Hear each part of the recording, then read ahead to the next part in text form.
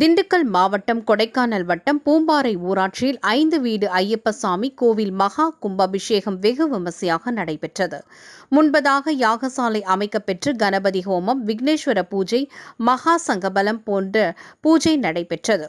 சுமார் 10 மணி அளவில் யாகசாலை பூஜையில் இருந்து சிவாச்சாரியார்கள் யாகசாலையில் இருந்து விமான கோபுர கலசத்திற்கு எடுத்து செல்லப்பட்டு புனித நீர் தெளித்தனர்.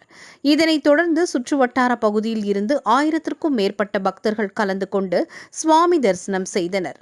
வருக பிறந்த பக்தர்கள் அனைவருக்கும் புனித நீர் தெளிக்கப்பட்டு அன்னதானம் வழங்கப்பட்டது. இதில் பூம்பாறை ஊர் பொதுமக்கள் மற்றும் சுற்று வட்டார பகுதியில் இருந்து வருகை புரிந்த பக்தர்கள் அனைவருக்கும் அன்னதானம் வழங்கப்பட்டது. மகா கும்பாபிஷேக விழாவை பூம்பாறை ஊராட்சி பொதுமக்கள், ஊர் பெரியோர்கள் ஏற்பாட்டில் சீரும் சிறப்புமாக நடைபெற்றது. இதில் பொதுமக்கள் கலந்து கொண்டு சுவாமி தரிசனம் செய்தனர்.